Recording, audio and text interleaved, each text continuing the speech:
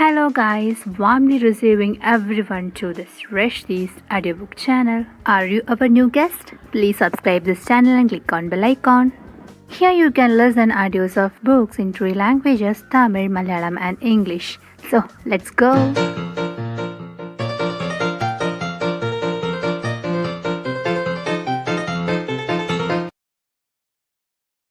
Let's see the novel Her Last Wishes by Ajay K. Pandey.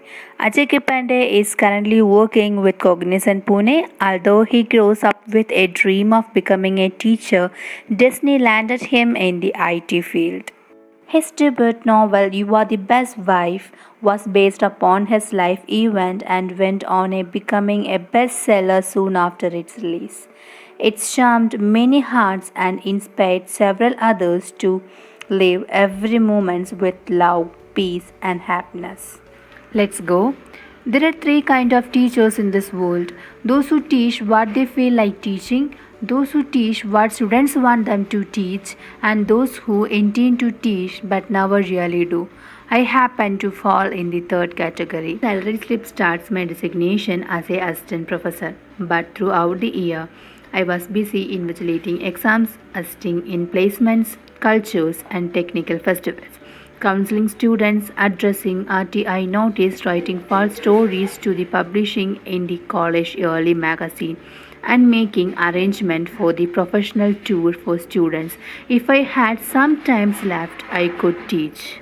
I am, in fact, an ADCO faculty. I am only requested to fill in faculties on leave. Most of my students loves me, perhaps because I am a jack of all trades, but especially masters of nothing.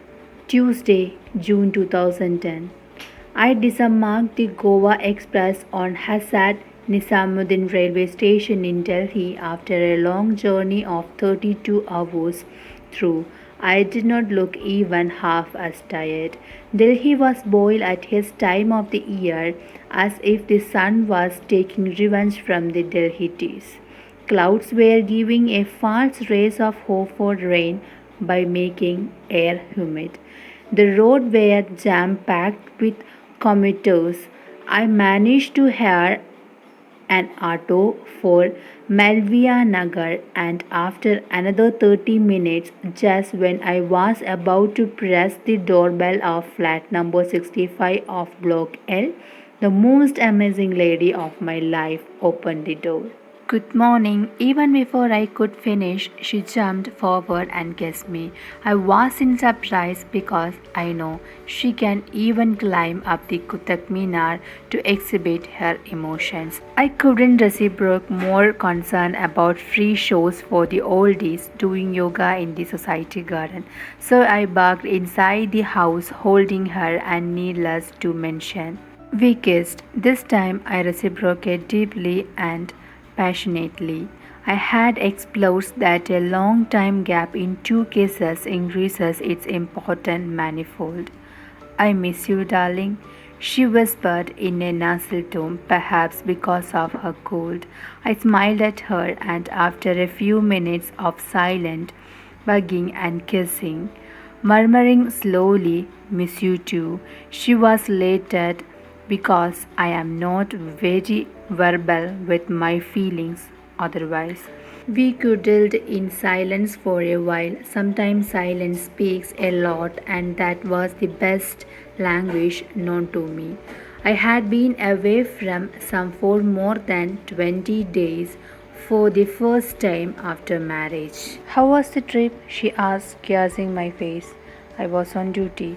Okay, I know what that meant. It was a trip for the students and not for me. She always understood what I mean and had the audacity to speak for me. I smiled but chose not to speak. She rose to her feet and said, listen, there's a poha in the pan and shoes in the fridge. Please have your breakfast. Where are you going? I asked instinctively. Just in case you have forgotten, I work with Axis Bank. Why not you take the day off, sweetheart? You still have that bad cold. I finally managed to speak my heart.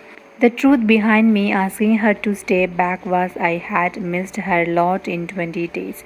To add to take the fact that she had same symptoms when I had left Delhi and she wasn't okay as it. But Ashta rejected my request. No, she replied as she brushed her hairs. My problem is due next week and I don't want to give the manager a chance to pull me down. Don't worry, it's just a common cold. Ashta was a career oriented woman and wanted to make a big in her job. She had a terrible boss, but our financial condition made her stick to her job. I'm just a adult faculty at Sriram College of Arts, Science and Commerce. I walked her to the parking lot and helped her to take Activa out. She was about the driver off when I said, do call me before leaving office. I may go to see Papa. You usually meet Papa on Saturday? It's just Tuesday. I was always for almost a month. I know.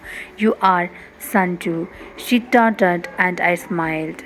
I was excited to home. It hardly matters whether we have stay in five-star hotel or in one a luxury tour. Nothing can be compared to the comfort of one's home. I finished my morning call and was planning to take a short nap, unaware that the very next moment could change the course of my life. It was the moment of truth for me. I wish I could go back in time and never receive that call.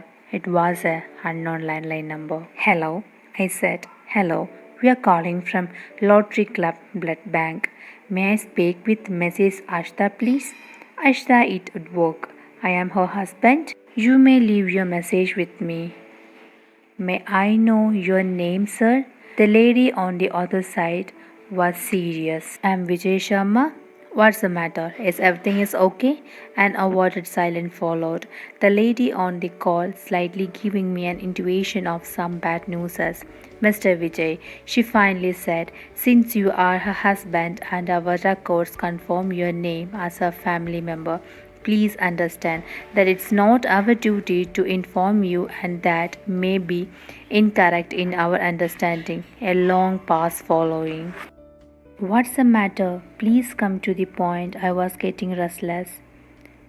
Your wife had donated blood during blood donation camp at our office and as per our standard procedures, we conducted some basic tests such as HIV, P24, antigen and rapid tests. I am extremely sorry to inform you that Mrs. Ashta Sharma blood has seems diagnosed positive for HIV. Did she actually say HIV? It took me a while to register what I was heard. I gathered my vest and said, if this is some kind of prank calls, end it right away. I was about to disconnect the call when she said, this is not a prank call, Mr. Vijay. We are not 100% sure about our diagnosis and couldn't suggest that your wife gets the Western blood test done. I went numb and lost my voice. Soon I realized that this was happening for real. The word HIV heavily echoed in my head. Mr. Vijay, are you there? She protested as I was lost my agony and hadn't spoken a single word. I managed to alter HIV means AIDS. Continuation will be next part. If you like this video, please subscribe, share and comment. Thank you and see you soon.